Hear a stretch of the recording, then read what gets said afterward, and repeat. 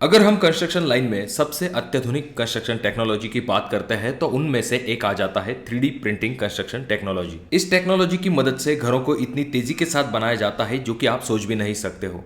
ये जो 3D printing construction technology है इसके मेनली दो फायदे होते हैं। सबसे पहला फायदा तो ये कि इसकी मदद से आप घर जो है वो बहुत ही तेजी के साथ बहुत ही जल्दी कंप्लीट कर पाते हो, और दूसरा बड़ा फायदा ये होता है कि इसकी वजह से घर बनाने की लागत जो है वो भी कम हो सकती है। तो इन दो फायदों के चलते भविष्य में जो घर बनाए जाएंगे वो तेजी के साथ बनेंगे, साथ में बहुत ही कम लागत के साथ बनेंगे। तो आइए जानते हैं इस 3D प्रिंटिंग कंस्ट्रक्शन टेक्नोलॉजी के बारे में, साथ में उसके फायदे, इन सभी चीजों के बारे में हम इस वीडियो में जानेंगे। तो इसीलिए इस वीडियो को पूरा जरूर देखें। चैनल पे अगर आप लोग नए आए हो तो चैनल को जरूर सब्सक्राइब कर दीजिए।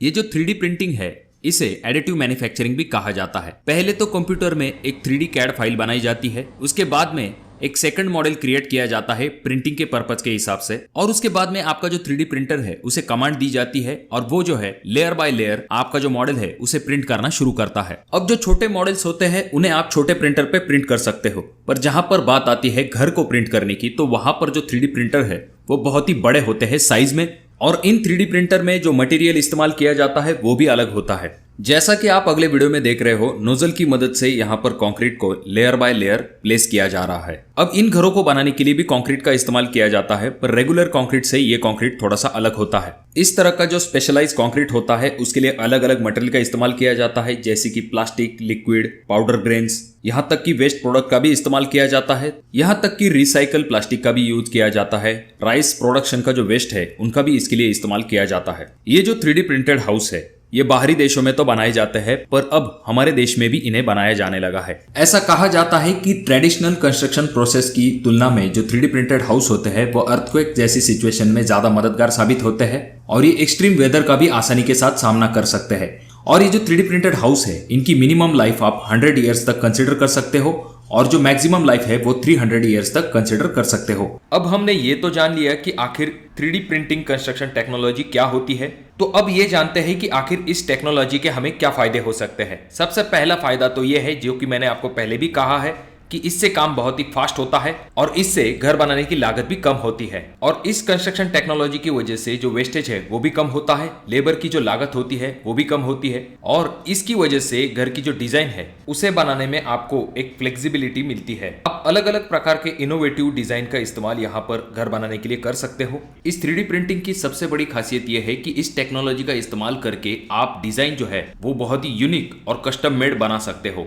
ये टेक्नोलॉजी अभी अर्ली स्टेज में है, लेकिन फ्यूचर में ये घर बनाने का तरीका बहुत ही कॉमन हो जाएगा, और एक दिन आप अपने ड्रीम होम को 3D प्रिंटर की मदद से तैयार करवा सकते हैं। इस 3D प्रिंटिंग टेक्नोलॉजी का इस्तेमाल करके आप अपने घर का डिजाइन और फंक्शनैलिटी को एक नए लेवल पे ले जा सकते हो। अब दोस्तों सिर्फ ऐसा नहीं है कि बाहरी देशों में ही इसका इस्तेमाल किया जाता है। अब ये जो 3D प्रिंटेड हाउस है ये अब हमारे देश में भी बनाए जाने लगे हैं। जैसा कि आप अगले वीडियो में देख सकते हो, इस घर को तवस्ता मैन्युफैक्चरिंग सोल्यूशन द्वारा बनाया गया है, और इस घर की खासियत ये है कि इस घर को सिर्फ और सिर्फ 21 दिन के अंदर बनाया गया है, और ये जो घर है इसका एरिया 600 स्क्वायर फीट है।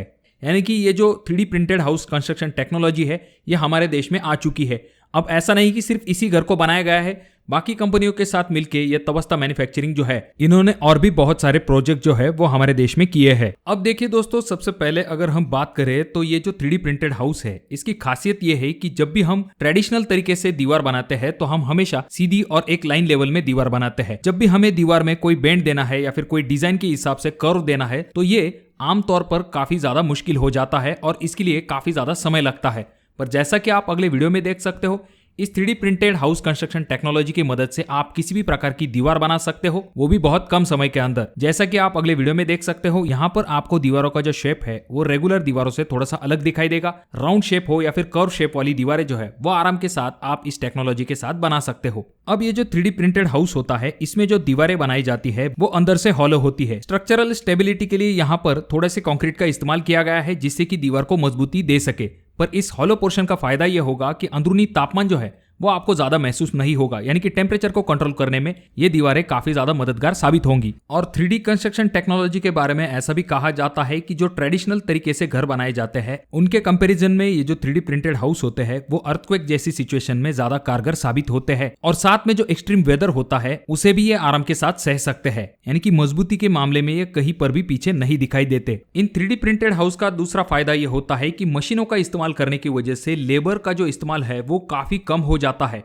जिस वजह से लेबर के ऊपर आपका जो कॉस्ट है वो काफी ज्यादा प्रमाण में सेव हो जाता है। ये दो सबसे बड़े कारण होते हैं जिनकी वजह से 3D प्रिंटेड हाउस जो है वो कॉस्ट इफेक्टिव माने जाते हैं। दोस्तों ये तो हो गई अच्छी बातें, पर अब बात करते हैं 3D प्रिंटेड हाउस के कुछ डिसएडवांटेजेस के बारे में। तो जैसा कि मैंने आपको वीडियो की शुरुआत में ही बताया था कि इन 3D प्रिंटेड हाउस को बनाने के लिए अलग तरह का मटेरियल इस्तेमाल किया जाता है, अलग तरीके का कंक्रीट इस्तेमाल किया जाता है, पर इस कंक्रीट को बनाने के लिए जो रॉ मटेरियल लगता है वो इजीली अवेलेबल नहीं होता है। ये दिक्कत 3D प्रिंटेड हाउस में देखी जाती है। उसके बाद में दूसरी दिक्कत ये देखी जाती है कि भले ही आगे चल के ये जो 3D प्रिंटेड हाउस है इनका कॉस्ट कम होगा, पर इनके लिए जो 3D प्रिंटर बनाया जाता है उसका कॉस्ट काफी ज्यादा होता है, यानी कि जो मशीनरी इस्तेमाल की जाती है वो काफी महंगी होती है। तो ये भी एक बड़ी दिक्कत 3D प्रिंटेड हाउस में अभी फिलहाल देखी जा रही है।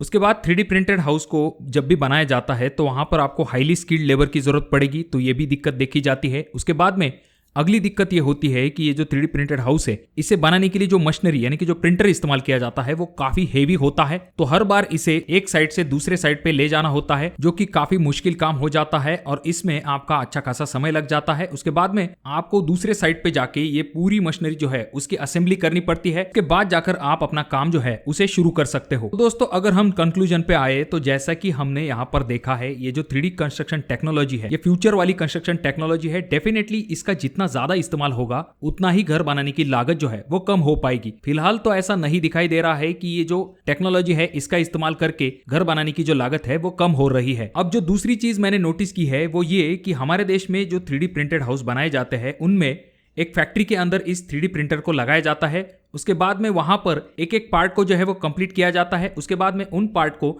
साइट पे ले जाकर असेंबल कर दिया जाता है। तो अगर ऐसा ही करना है तो प्रीकास्ट हाउस कंस्ट्रक्शन टेक्नोलॉजी में भी यही चीज की जाती है, क्योंकि उसमें भी जो पार्ट होते हैं उन्हें फैक्ट्री में बना के साइट पे असेंबल किया जाता है। जैसा कि हम बाहरी देशों में देखते हैं वहां पर डायरेक्टली साइट पर उस मशीन को लेके जाते हैं और जहां पर आपको जरूरत है वहीं पर उस घर को 3D प्रिंटर की मदद से बनाया जाता है, न कि असेंबल किया जाता है। पर दोस्तों जितना ज्यादा इस टेक्नोलॉजी का इस्तेमाल होगा डेफिनेटली घर बनाने की लागत कम होगी और इसमें नई नई चीजें हमें देखने को मिल सकती है। अगर आपको ये वीडियो अच्छा लगा हो तो जरूर इसे लाइक कर दीजिए। 3D कंस्ट्रक्शन टेक्नोलॉजी रिलेटेड आपके भी कोई सवाल होंगे तो उनके बारे में कमेंट बॉक्स में कमेंट जरूर कीजिए। वीडियो अगर आपको अच्छा लगा हो तो जरूर इसे लाइक कर दीजिए। चैनल पे अगर आप लोग नए आए हो तो चैनल को जरूर सब्सक्राइब कीजिए। वीडियो बहुत ज्यादा ही अच्छा लगा हो तो अपने दोस्तों के साथ शेयर कर दीजिए और ये जो तीनों वीडियो है इनमें से कोई एक वीडियो आपके जरूर काम में आ सकता है।